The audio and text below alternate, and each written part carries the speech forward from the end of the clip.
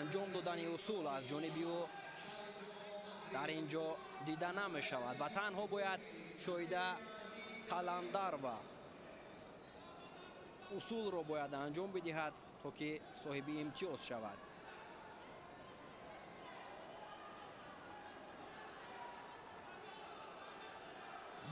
دو دقیقه دیگر تا انجام سبقت آنها باقی مانده است و همانا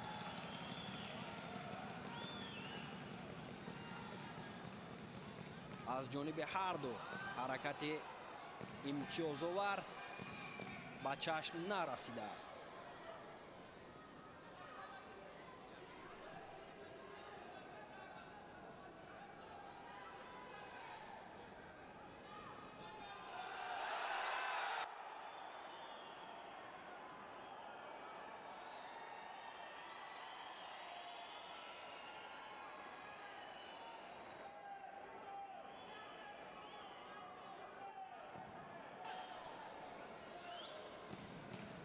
با شایده قلندر و به خاطر کمکاری آگاهی نشان داده شد و یک حرکت جالبی شایده قلندر و اکنون او به فینال می رود.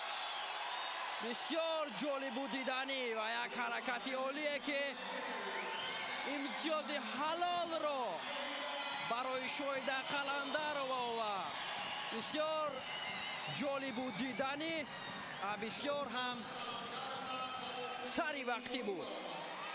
کوشش و تلاش های شایده قلندر و داور باید آن آگاهی را بر وقتتر برای شایده قلندر و نشان میداد، زیرا که بعد نشان دادن آگاهی شایده توانست که بسیار یک حرکت عالی را انجام بدهد و رقیب را دوشان از زمین بیارد. بسیار عالی. اکنون او به فینال می رود و پهلوان بانوی تایپه چین سزاوار نشان برنجی می شود.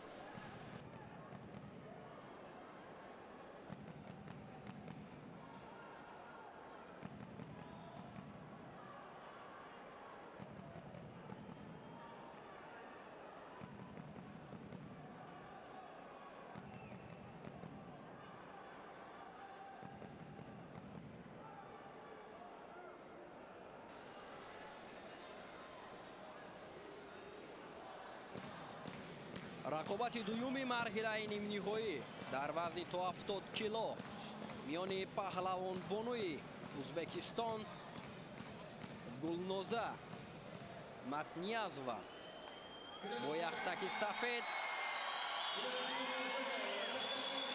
و نماینده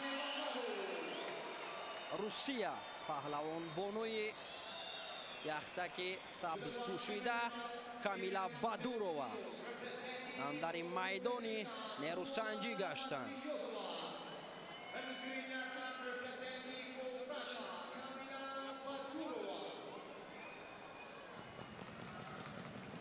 رقابت این جفت را داور درجه بین المللی از تاجیکستان دلشادزاده علیبک حکمی کرده ایستاده است.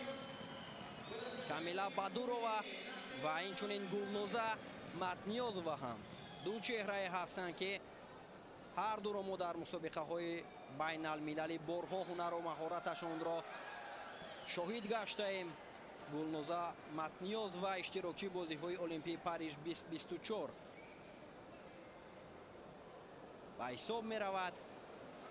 کامیلا بادورова باشد در گران پری و گران اسلم دوشنبه اشتراک کرده بود و در میدان های گشتین ملی گشتینگیری که در عرفه جشن بین المللی نوروز هم دایر می شود در شهر و ناحیه های تاجیکستان ما هنرنمایی او را بارها شاهد شده بودیم.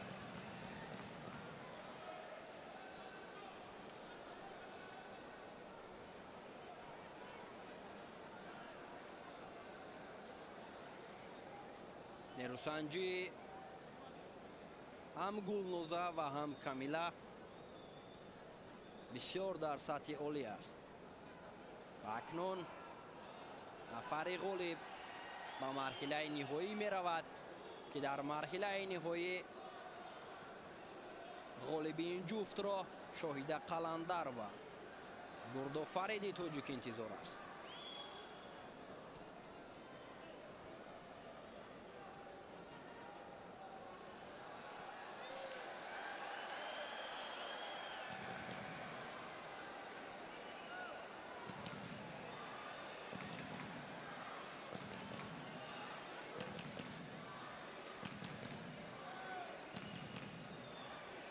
کوشش‌ها و تلاش‌های گلنوزا نسبت به کامیلا خوبتر و بهتر به چشم می‌رسد.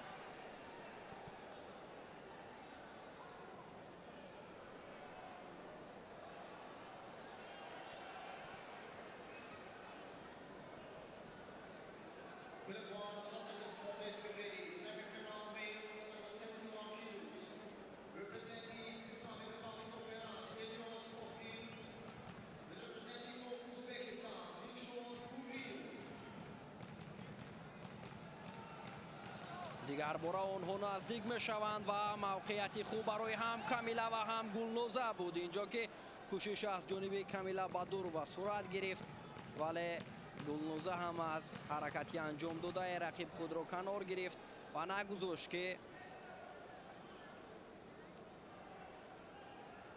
پهلوان بانوی روسیه صاحب امتیاز شود. دیگر باره نزدیک میشوند.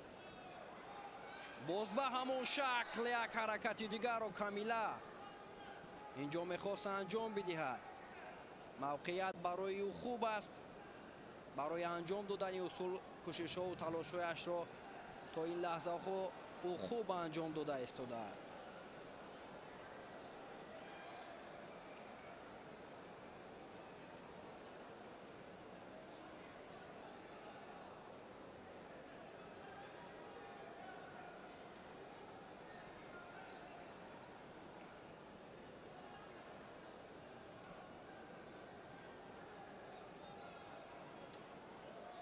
تلاش‌های دیگر برای هم گلنوزا و هم کامیلا را اینجا شاهد شدیم که حرکت از جانب کامیلا آغاز شد و گلنوزا در عکس الحمله توانست که صاحب امتیاز پهلو شود.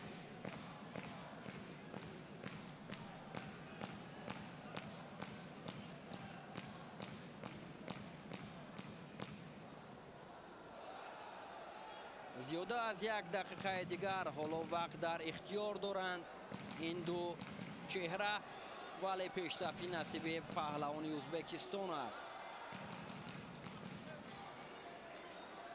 دیگر باره حرکت میکند گلنوزا. یک کوشش دیگری او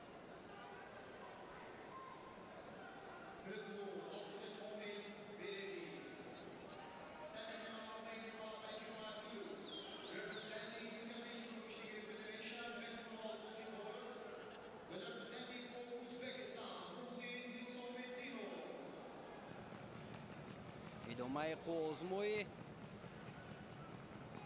و اینجا نزدیک بود که کامیلا از امتیازی از دست دادهش جبران کند، ولی گلنوزا هم خود را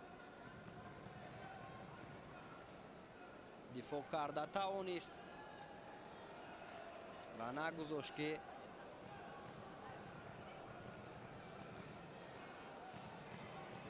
رقیب پیشرفت او را برباد بدهد.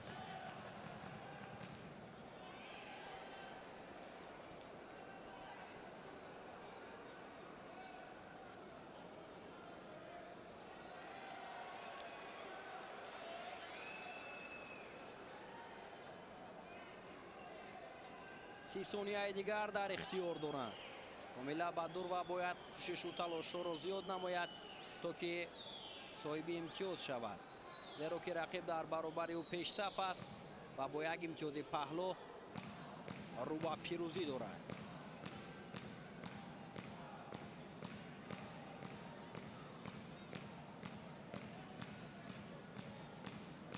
ثانیه های پایانی قازموی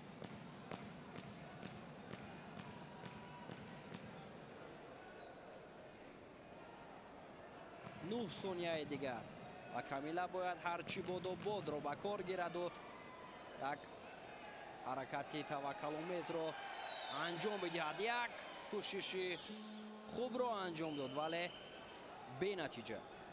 همینطور گلنوزه متنیازوا به مرحله نهایی می رود و در مرحله نهایی رقابت او را ما با شاهد قلنده رو می بینیم.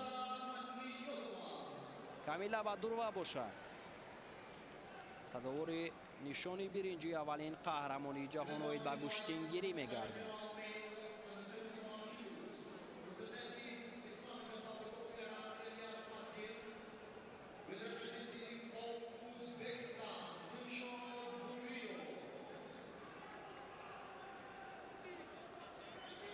نوارهای تکراری را توجه میکنیم که چگونه پهلوان ازبکستان امتیاز پهلو را کسب کرد و راهش را به مرحله نهایی هموار نمود.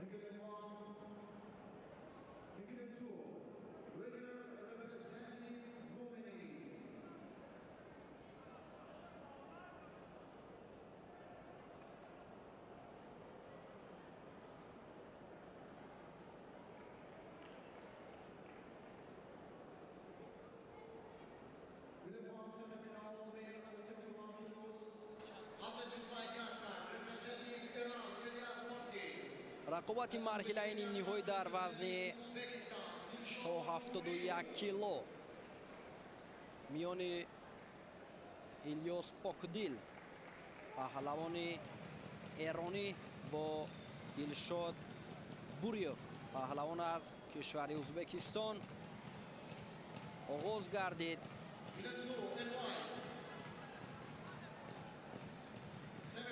الیاس پاکدیل با یک تک سفید و دلشاد بوریوف باشد با یک تک سبز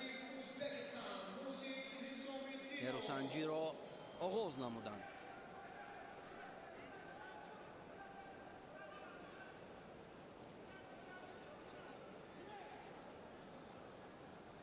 بهادور حلیمов داور درجه بین المللی از تاجیکستان رقابت این جفت را حکمی کرده ایستاده است. تلاش و کوشش های دلشاد بوریوف اینجا در لحظه های اولی آزمایی خوب به چشم می رسد.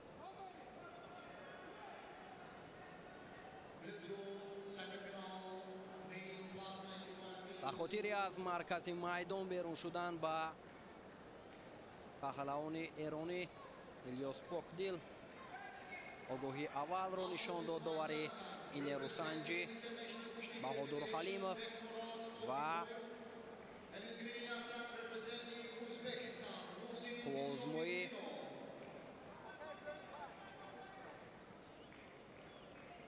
با مرام ادامه می‌یابد.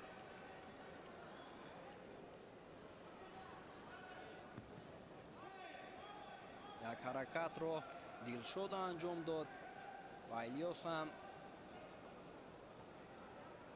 از حرکتی انجام داده رقیب پای برده خود را کنار گرفت.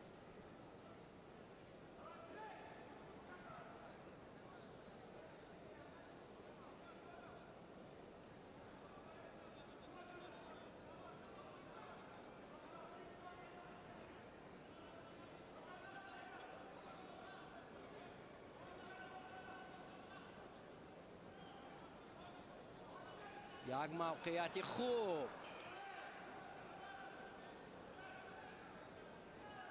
دلشاد بوریوف داشت، حرکت خوب هم انجام داد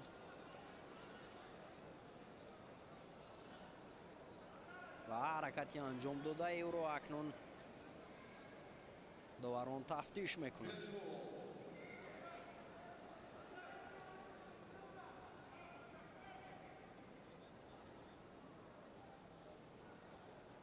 همین لحظه ای که دلشد بوریف حرکت کرد، ضرورسنجی ادامه می‌یابد و حرکتی انجام داده پهلوان ازبکستان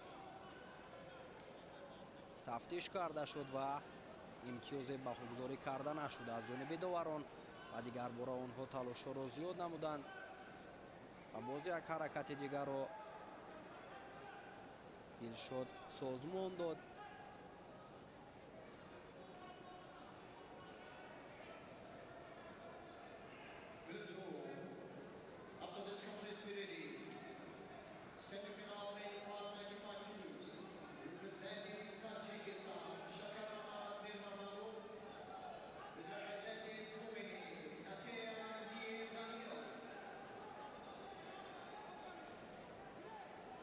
با پهلوان ازبکستان هم اکنون آگاهی نشان داده شد. از جهت آگاهی هر دو برابر است.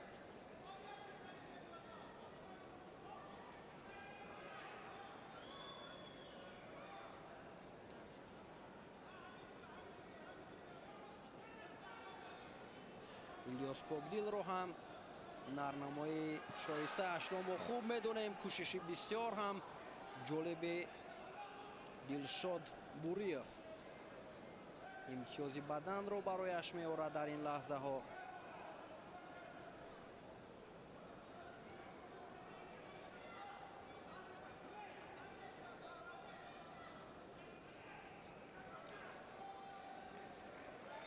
وقت زیاد است و الیاس پاکدل رو اطراف هنرنمایی هایش اینجا حرف می‌زدیم که در جام رئیس شهر دوشنبه سال 2023 ما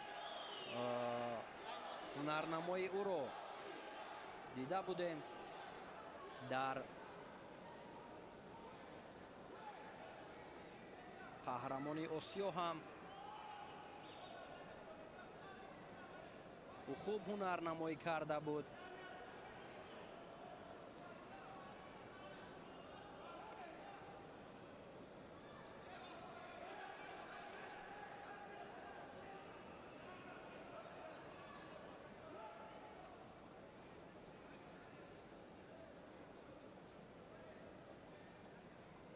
پهلوان ازبکستان پیش‌صفی را در اختیار گرفته است و یک حرکت بسیار هم دیدنی دلشاد بوریف از عکس الحمله و کار گرفته شد که امتیاز پهلو به‌گذاری شد.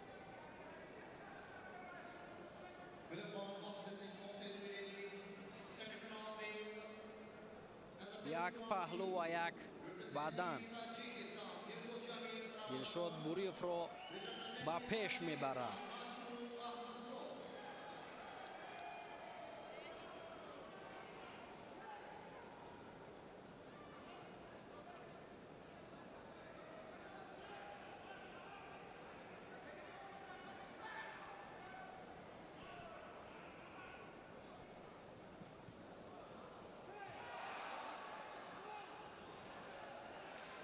امتیاز نوبتی برای پهلوان ازبکستان با دلشاد بوریف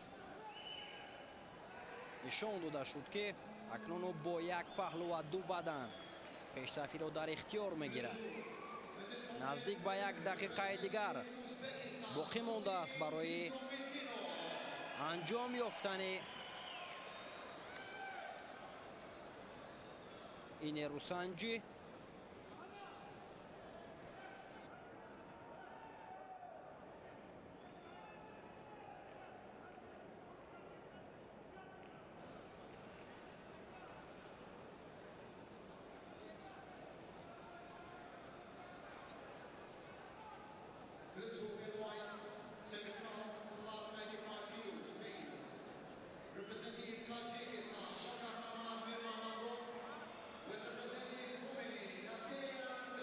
دلشاد بوریف اکنون با پیش‌صفی که دارد میخواهد وقت را با همین شکل به انجام برساند و از حرکت ها و کوشش های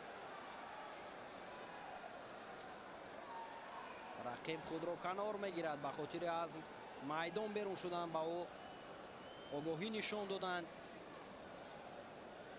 ولی امتیاز پهلو و 3 بدنه که پهلوان ازبکستان دارد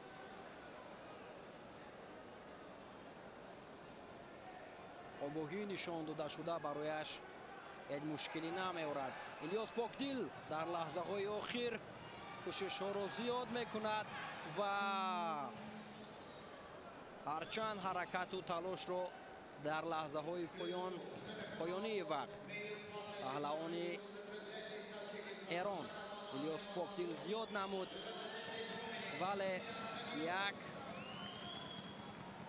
حرکت جالب بود دیدن دلشاد بوریف در این روسنجی نگذاشت که پهلوان ایرانی به فینال برود. در این مرحله اکنون غالبیت نصیب دلشاد بوریف می شود و او به مرحله نهایی می رود.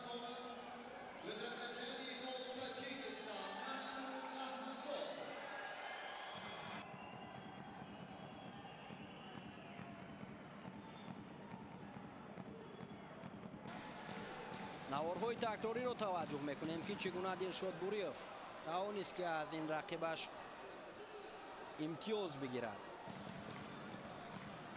جفتی نوبتی روی گله می آیند دو پهلوان خوشنام تاجیکستان، میرزا جمیل رمضانوف با مسعود احمدزاد، دو چهره که در مرحله نیم نهایی با هم مبارزه میبرند و یکی به فینال می رود و نفر دیگر باشد صدور نشانی برنجی چمپیونات جهان می شود.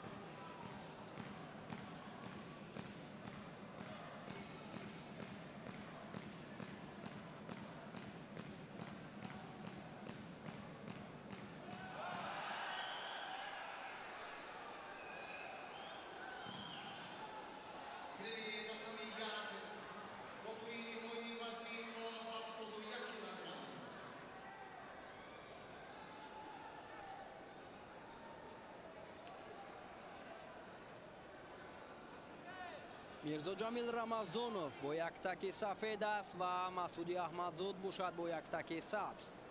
نروسنجی این دو پهلوانی ارزنده و شناخته تاجیک را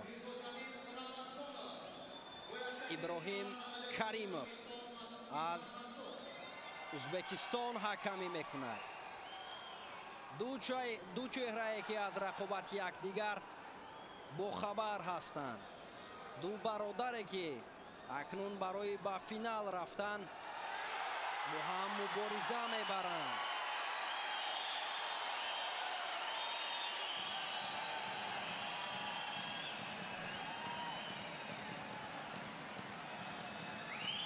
رقابت را آرامانه آغاز نمودند. کوشش ها و تلاش های میرزا جمیل در لحظه های اول آزمایی است و مسعود احمدزاد هم آرامانه مبارزه را ادامه میدهد. موقعیت برای میرزا جمیل رمضانوف، یک حرکت خوبی او را اینجا هم مشاهده نمودیم، ولی مسعود هم از حرکتی انجام داده میرزا جمیل خود را توانست که دفاع بکند.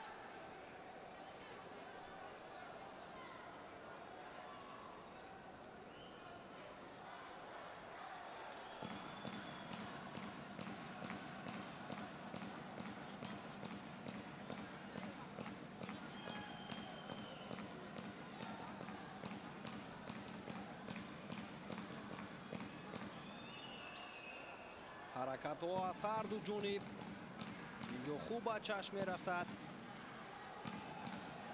با مسعود احمدزاد هم به خاطر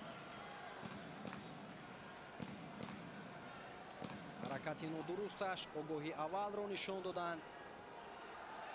یک حرکتی مسعود اینجا به چشم رسید که میخواست پرتافت انجام بدهد.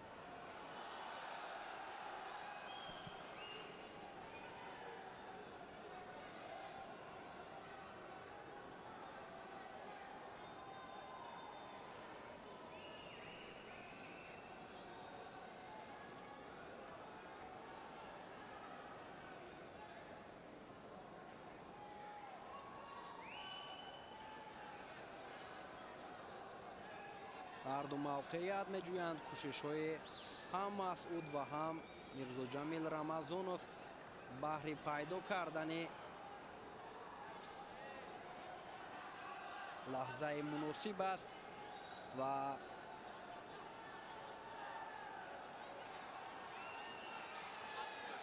حرکت میرزا جمیل رمضانوف ولی به نتیجه است.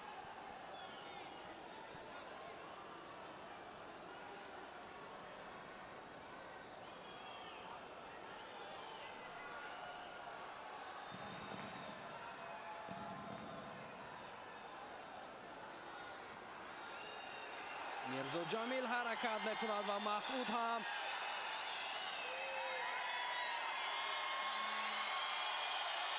تلاش را زیاد کرده ایستاده است.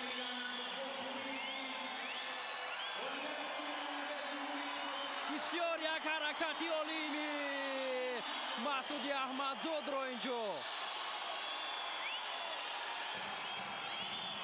ما شاهد گشتیم که یک حرکتی عالی را انجام داد و صاحب امتیاز پهلو می شود مسعود احمدزاد. مخلصان هم بهر دستگیری پهلوانان از جای بر میخیزند، چون که در گلم دیگر هم شکر محمد میر محمدوف توانست که غالب شود و به مرحله نهایی برود و اینجا پرتافتی انجام داده مسعود احمدزاد هم بسیار جالب دیدنی بود که از جانب داور ازبکستانی پهلو بهاگذاری کرده شد و 2 دقیقه دیگر برای تا فرجام آزمایی وقت باقی مانده است.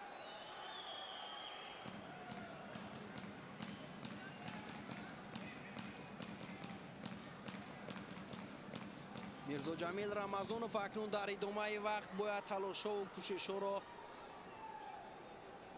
زیاد بکند، چون که او با یک امتیاز پهلو رو به باخت دارد. مسعود احمدزاد باشد آرامانه نیروسنجی را ادامه میدهد.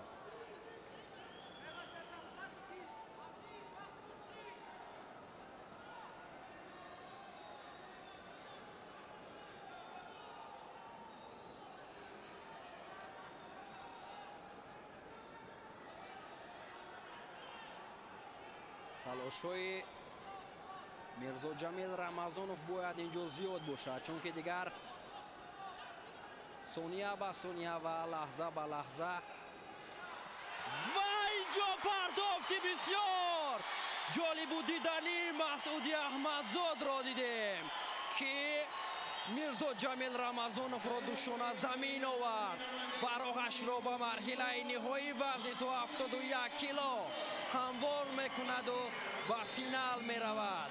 میرزا جمیل رمضانوف باشد سزاوار نشان برنجی می شود و در مرحله نهایی وزن تا 71 کیلو مسعود احمدزاد با دلشاد بوریف پهلوان ازبکستان بهر به دست آوردن نشان طلای اولین قهرمانی جهان مبارزه را در مرحله نهایی ادامه میدهند. بسیار جالب و دیدنی و یک رقابت شایسته را مسعود احمدزاد در مرحله نیم نهایی وزن تا 71 کیلو پیشکش دوستداران گوشتین ملی گوشتینگیری گردانید.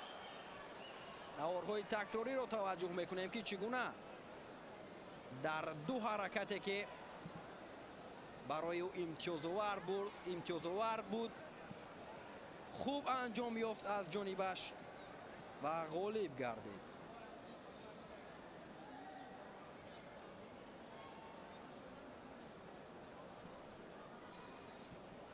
тамошобинони гиромӣ, инҷо марҳилаҳои нимниҳои нерӯсанҷиҳо ба поён расид ва маросими